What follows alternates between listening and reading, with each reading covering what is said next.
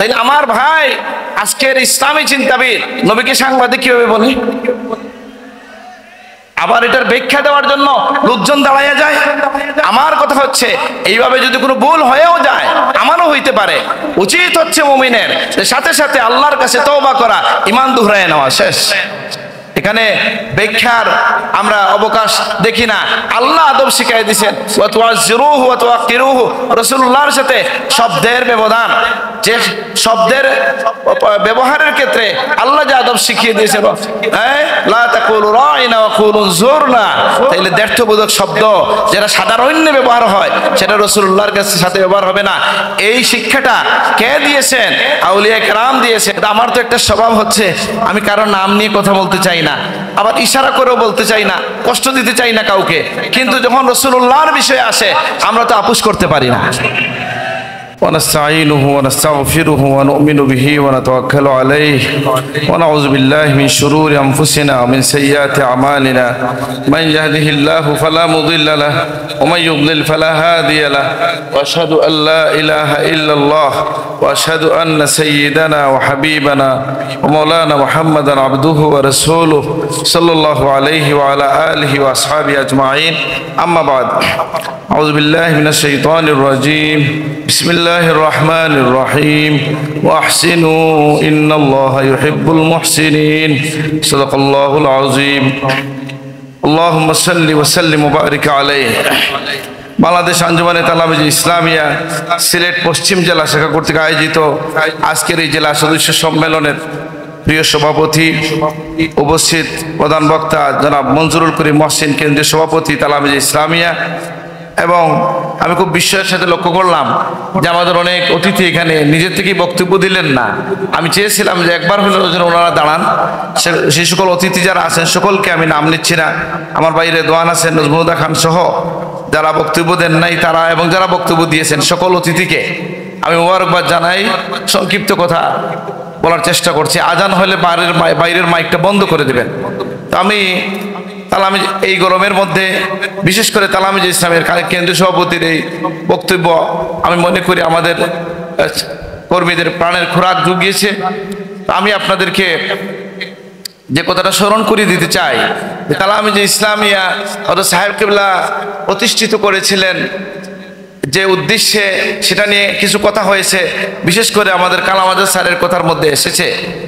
হযরত সাহেব কিবলা তালামিজ যে কয়েকটা কথা বলেছেন, এটা প্রশিক্ষণে আমরা বলি, বারবার কথাগুলো আমরা উচ্চারণ করি, যাতে আমাদের পরবর্তী প্রজন্ম এটা মনে রাখে, এটাকে ধারণ করে এবং সেই পথে চলতে পারে।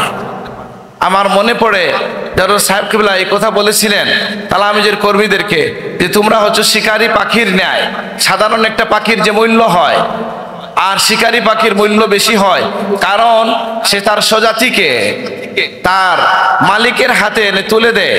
তালামিজ ইসলামিয়া আল্লাহর বান্দাদেরকে, বিপদগামী বান্দাদেরকে আল্লাহর সমীপে আউলিয়া কেরামের তরিকার মধ্য দিয়া রাসূলুল্লাহর শামিয়ানার নিচে, আল্লাহর গোলামীর শামিয়ানার নিচে নিয়ে আসে। এই কাজ হচ্ছে তালামিজ ইসলামের কর্মীদের। সাহেব কিবলা বলতেন, এই জন্য তোমাদের মূল্য অনেক বেশি। আলহামদুলিল্লাহ, তালামিজের কর্মীরা এটা মনে রাখবেন যে আপনি শুধু আপনার নিজের জীবন নিয়ে চিন্তা করবেন এটা নয়, অবশ্যই নিজের জীবন গঠন করবেন, পড়াশোনা করবেন, নিজেকে গড়ে তুলবেন, এবং এই নিজেকে গড়ে তোলার ক্ষেত্রেও তালামিজ ইসলামিয়া আপনাকে সহযোগিতা করতে পারে। কারণ আপনি দেখেন, পড়াশোনা কোরআন হাদিস থেকে, কোরআন কারীম সকলেই পড়ে, হাদিস অনেকেই পড়েন, কিন্তু আজকে বলেন আমাদের সমাজে সবাই কি আল্লাহর রসুলের ব্যাপারে আল্লাহর সাথে আদব রক্ষা করতে পারতেছে? রাসূলুল্লাহর সাথে আদব রক্ষা হচ্ছে? কেন হয় না? কোরআন কারীম তো পড়লেন সবাই, কিন্তু কেউ কেউ বা নির্দিষ্ট ধারার লোকজন দ্বারা বারবার কেন রাসূলুল্লাহর শানে বেয়াদবি হয়? আমি একটাই বলবো যে সোহবত এখানে বড় বিষয়, ধারা, তরিকা, মানহাজ অনেক বড় বিষয়। আমরা যে মানহাজের উপর আছি, যে মানহাজ এই উপমহাদেশে নিয়ে এসেছিলেন মঈনুদ্দিন চিশতি আজমেরী রহমতুল্লাহ আলাইহি, যে মানহাজ আমাদেরকে শিখিয়ে গেছেন শাহজালাল মুজাররদ আল ইয়ামানি, সেই আল্লাহর ওলিদের পথে তালামিজ ইসলামের কর্মীরা হাঁটবে। এটা হচ্ছে তালামিজ ইসলামের শিক্ষা। এর মধ্য দিয়ে তারা কি করে, যে তাদের জীবনটা কেমন হয়, পুরা জীবনটাই মুমিনের জীবনটাই আদবের জীবন। আদব যদি কোনো বিষয় না হইতো, রাসূলুল্লাহ হাদিসের মধ্যে নির্দেশ করতেন না, আল্লিমুহুম আদিবুহুম, সন্তানদেরকে ইলম শেখাও, আদব শেখাও। ইমাম বুখারী কিতাব লিখতেন না আল আদব আল মুফরাদ, যেখানের মধ্যে পিতার সামনে হাঁটা যাবে কিনা, মুরব্বীর হাতে পায়ে চুমা দেওয়ার হাদিস নিয়ে আসা হয়েছে, সেখানে আদব শেখানো হয়েছে। সেই আদব, আল্লাহর সাথে আদব আছে, রাসূলুল্লাহর সাথে আদব আছে, মুমিনদের সাথে আদব আছে। এই আদব শিক্ষার ইনস্টিটিউট হচ্ছে তালামিজ ইসলামিয়া। এবং সেই জন্যই আমি একটা ইশারা করতে চাই আপনাদেরকে, যে এটা নিয়ে কোনো গৌরব করছি না, যে যে নির্দিষ্ট ধারার মানুষদের দ্বারা বারবার রাসূলুল্লাহর শানে বেয়াদবি হচ্ছে কিনা, কেন হয়? এখানেই আমরা বলবো ব্যবধান, সুহবতের ব্যবধান, এখানেই হচ্ছে মানহাজের ব্যবধান, এখানেই হচ্ছে আকীদার ব্যবধান। পীর ও মুর্শিদ হযরত আল্লামা সাহেবুল্লাহ ফুলতলি রহমাতুল্লাহ আলাইহি সেই সময় তালামিজ ইসলামিয়ার কি করেছেন, উদ্ঘাটন মানে এটা প্রতিষ্ঠা করেছেন, যে সময় আল্লাহর রাসূলকে বড় ভাইয়ের মতো বলার ট্রেনিং দেওয়া হইতো।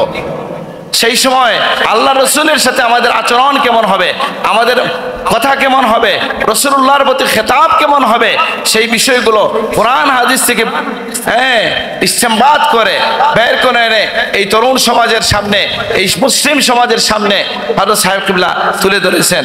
আমি বলতে চাই, দেখেন একটা বিষয় আমাকে খুব কষ্ট দেয়, কিন্তু আমার তো একটা স্বভাব হচ্ছে আমি কারো নাম নিয়ে কথা বলতে চাই না, আবার ইশারা করেও বলতে চাই না, কষ্ট দিতে চাই না কাউকে, কিন্তু যখন রাসূলুল্লাহর বিষয়ে আসে আমরা তো আপোষ করতে পারি না। আমি জিজ্ঞেস করি যে রাসূলুল্লাহর কি ছেলে সন্তান ছিলেন কি ছিলেন না? ছিলেন তো। তাহলে যখন হাদিস খুলে দেখেন যে মা কানা মুহাম্মাদুন আবা আহাদিম মির রিজালিকুম ওয়ালাকিন রাসূলুল্লাহ, এই আয়াতের শানে নুজুলে কি আসছে? অনেক হাদিস আসছে, এর মধ্যে একটা হাদিস হচ্ছে এরকম যে যখন রাসূলুল্লাহকে মানুষজন তার ছেলের দিকে খেতাব করে আবুল কাসিম বলতো, আল্লাহর কাছে বিষয়টা শোভনীয় মনে হয় নাই যে আরো 10 জনকে যেভাবে ডাকা হয় আমার নবীকে সেভাবে ডাকা হবে না। তাইলে আমার ভাই আজকের ইসলামী চিন্তাবিদ নবীকে সাংবাদিক কিভাবে বলে? আবার এটার ব্যাখ্যা দেওয়ার জন্য লোকজন দাঁড়াইয়া যায়। আমার কথা হচ্ছে এইভাবে যদি কোনো ভুল হয়েও যায়, আমারও হইতে পারে, উচিত হচ্ছে মুমিনের সাথে সাথে আল্লাহর কাছে তওবা করা, ঈমান দুহরায় নেওয়া। শেষ। এখানে ব্যাখ্যার আমরা অবকাশ দেখি না। আল্লাহ আদব শিখাই দিয়েছেন, ওয়া তুআজ্জিরুহু ওয়া তুআক্কিরুহু, রাসূলুল্লাহর সাথে শব্দের ব্যবধান, যে শব্দের ব্যবহারের ক্ষেত্রে আল্লাহ যে আদব শিখিয়ে দিয়েছেন, লা তাকুলু রাইনা ওয়া কুলু যুরনা, তাইলে দ্ব্যর্থবোধক শব্দ যেটা সাধারণ ব্যবহার হয় সেটা রাসূলুল্লাহর কাছে সাথে ব্যবহার হবে না। এই শিক্ষাটা কে দিয়েছেন? আউলিয়া কেরাম দিয়েছেন। এই শিক্ষাটাই ধারণ করে তালামিজের ইসলামের কর্মীরা। আমি আজকের যারা তরুণ আছেন, আজকের যারা যুবক আছেন, তাদেরকে আহ্বান জানাই, আপনি এই শামিয়ানার নিচে শামিল হন, তাহলে দুনিয়ায় কি পাবেন নিশ্চয়তা দিতে পারবো না। কিন্তু তালামিজের একজন সাবেক সভাপতির বাসায় সংক্ষেপে উনি বলছিলেন তালামিজের প্রশিক্ষণ ছিল, আমি কি বলবো এটা, তালামিজের প্রশিক্ষণ ছিল, উনি বলছেন সময় কম, আমি কিছু বলতে চাই না, আমি তালামিজ ইসলামিয়া বলতে বুঝি। সাহেব কিবলার সঙ্গে হইয়া শাহজালাল সাহেব রহমতুল্লাহ আলাইহির পিছে পিছে রাসূলুল্লাহ লওয়ায় হামদের নিচে জায়গা করে নেওয়া। আলহামদুলিল্লাহ আমরা এটা বলতে পারি, দাবি করতে পারি। আল্লাহ আমাদের এই সুধারণাকে, এই দাবিকে তুমি কবুল করো, আমিন। তাহলে আমি শেষ করবো এই কথার উপরে যে আমাদের সমাজে বর্তমান সময়ে আমার কেন জানি মনে হয়, আমি একটা বিষয়ে বক্তব্য দেব ভাবছিলাম, আমার ভাই মনসুর সেই বিষয়ে কথা বলছেন, আমি আর বিষয়ে কথা বলতে চাই না। আমি কালকেও এক জায়গায় বলছি, ব্যক্তিগত আলাপচারিতায় বলি, আমাদের সৌভাগ্য যে আমরা যে সিলসিলাতুজ যাহাব ধারণ করেছি, তার প্রতিটা বুজুর্গ যাদের নাম উনি বলেন নাই, যেমন ধরেন বদরপুরি রহমতুল্লাহ আলাইহি, উনি কি সর্বজনমান্য বুজুর্গ কিনা? কতটুকু সর্বজনমান্য? যে বাংলাদেশে যে দুইটা বড় ধারা আছে, সুন্নি এবং তারাও তো আহলে সুন্নাত, আমাদের যে কওমি ভাইরা আছেন ওনাদের বড় বড় আলেমরাও বদরপুরি সাহেবের মুরিদ ছিলেন, খলিফা ছিলেন কিনা? তাহলে বদরপুরি রহমতুল্লাহ আলাইহি, হাফিজ আহমদ জৌনপুরি রহমতুল্লাহ আলাইহির কথা ঢাকার ইতিহাসের মধ্যে হাকিম সাহেব লিখছেন, আসুদুগানে ঢাকার মধ্যে লিখছেন, এটা বাংলা হয়েছে বইটা, যে ঢাকার মধ্যে সবচেয়ে বড় জানাজা সেই সময় পর্যন্ত হয়েছে হাফিজ আহমদ জৌনপুরি রহমতুল্লাহ আলাইহি। তাহলে কি বোঝা গেল যে আমাদের বুজুর্গ যারা ছিলেন তারা মান্যবর ব্যক্তিবর্গ ছিলেন, মকবুল মানুষ ছিলেন, মশহুর মানুষ ছিলেন। সেই পথে আপনাদেরকে আহ্বান করার মধ্য দিয়ে আপনার জীবনের যেমন আমরা আদব তমিজ ইমান আমানের হেফাজতের কথা শিক্ষা দিতে চাই, আমরা নির্দেশনা দিতে চাই তালামিজে ইসলামিয়া, তেমনি আখিরাতে নেককার মানুষের সঙ্গী হয়ে মুক্তির নাজাতের উসিলা হবে তালামিজে ইসলামিয়া। এটা আমরা আশা রাখি। আল্লাহ তুমি কবুল করো, আমিন। আমার কথা শেষ। একটা বক্তব্য শুধু, আমাদের সমাজে একটা আমি কখনো এটা আমার একটা ভাগ্য যে আমি এই বিষয়ে বিস্তারিত বলতে পারি না দুই কারণে। যখন বিস্তারিত বলতে চাই অডিয়েন্স সময় আছে, অডিয়েন্স এইরকম না, আর যখন অডিয়েন্সের লোকজন বুঝবে তখন সময় থাকে না। সেই জন্য আমি সংক্ষেপে বলতেছি যে এই সমাজে ইসলাম কায়েম হোক, প্রতিষ্ঠিত হোক, আপনারা চান কি চান না? তো কিভাবে হইতে পারে? বলে এটা আপনারা সবাই মিল্লা নির্বাচিত হয়ে গেলেন ইসলাম সংসদে গিয়ে কত বছরের জন্য করবেন? 5 বছরের জন্য চান না সবসময়ের জন্য চান? সবসময়ের জন্য চাইলে কিভাবে সম্ভব? বলে এটা সমাজ বিপ্লবের মাধ্যমে সম্ভব। এবং সেই সমাজ বিপ্লবের প্রেক্ষাপট, এইটার সূচনা, প্রেক্ষাপট সবকিছুই তৈরি করেছেন আউলিয়ায়ে কেরাম। আলহামদুলিল্লাহ, এখানে ইমানের দাওয়াত দিয়ে এসেছেন আউলিয়ায়ে কেরাম। শাহজালাল রহমতুল্লাহ আলাইহি, মুঈনুদ্দিন চিশতি রহমতুল্লাহ আলাইহি, শাহ মাখদুম রহমতুল্লাহ আলাইহি, শাহ আলী বগদাদী রহমতুল্লাহ আলাইহি, যারা আসেন সারা বাংলাদেশে উপমহাদেশে। আবার এই দেশে যেমন ধরেন 24-এর এই বিপ্লব যেটা ঘটলো, সেই বিপ্লবকে বলা হচ্ছে, আমি বললে যদি বলি তাহলে মূলত এটা মাদ্রাসা ছাত্রদের বিপ্লব বলতে পারেন। বুঝেননি? এটা বলতে গেলে অনেক সময় লাগবে। বুঝেন নাই? ঢাকা বিশ্ববিদ্যালয়ের ছাত্ররা যারা নেতৃত্ব দিচ্ছে, ওই যে আমাদের হয়ে গেল, সবাই তো মাদ্রাসার ছাত্র ছিল। বুঝেননি?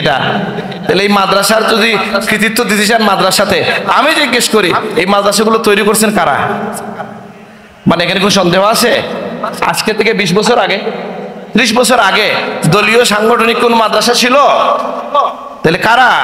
সেই আল্লাহর ওলিরা মানুষ শাহজালাল মতো মুসলমান বানাইছেন, পরবর্তীতে আউলিয়ায়ে কেরামরা এসেছেন, মানুষের জন্য মসজিদ বানাইছেন, পরবর্তী উলামায়ে কেরাম আসছেন, তালিমের জন্য মাদারিসগুলো তৈরি করেছেন, সেগুলাকে প্রতিষ্ঠিত করা, উন্নত করার চেষ্টা করেছেন। একটা সময় সরকার এখানে যোগ দিয়েছে, এই সমস্ত শিক্ষার একটা স্ফুরণ হয়েছে মেধার মাধ্যমে, প্রতিযোগিতার মধ্য দিয়া আমাদের ছাত্ররা সমাজের সর্বোচ্চ মাকামে পৌঁছে যাচ্ছে। এর পিছনে আমি দাবি করতেছি আউলিয়ায়ে কেরামের অবদান অনেক, আলহামদুলিল্লাহ। এবং সেই সমাজ বিপ্লবটা যদি আমরা করতে চাই, তাহলে আউলিয়ায়ে কেরামের পথে যদি আমরা হাঁটতে পারি, তাহলে কি হবে? এই বিপ্লবটা, এই সমাজ বিপ্লবটা স্থায়ী হবে, এটা খণ্ডকালীন হবে না। আমি আবারও বলতে চাই, আমার কেন জানি মনে হয়, কালকে তো মাওলানা নজমুদ্দিন খান রেদওয়ান আমার ভাই গুফরানেরা ছিলেন, আমি তাদেরকে কথাটা শোনাইছি। যদি ভুল হইতো তাহলে তারা আমাকে বলতো, নাকি বলবো এটা এখানে বলে ফেলি নাকি? ওনাদেরকে আমি বলছি যে আমার কেন জানি মনে হয় পাশ্চাত্যের তন্ত্র মন্ত্র দিয়ে ইসলাম এই দেশে হবে না। বুঝেন নাই? গণতন্ত্রের কেমোথেরাপি দিলে শুধু দাড়ি ছোট হয় না, টুপি পড়ে যায় না। আমরা তো দেখলাম পূজার সময় আসলে ইমানও চলে যায়। তাইলে এই তন্ত্র মন্ত্র দিয়ে ইসলাম হবে না, হলেও আসল ইসলাম হবে না, আর হলেও এটা টিকবে না। সুতরাং আমি তালামিজের কর্মীদেরকে বলি, নিজেরা প্রস্তুত হন স্থায়ী বিপ্লবের জন্য। নিজের মনোজাগতিক বিপ্লব তো আদায়ন করেন, নিজের শরীরের মধ্যে দিন কায়েম করেন, মননে ইসলামী হয়ে যান, সমাজে ইসলামের সার্বিক এবং স্থায়ী খেদমতের চিন্তা করেন, যেটা আউলিয়ায়ে কেরাম করছেন। সেটাই আজকে আমাদের আহ্বান হোক। আমি সকলকে মুবারকবাদ জানাই।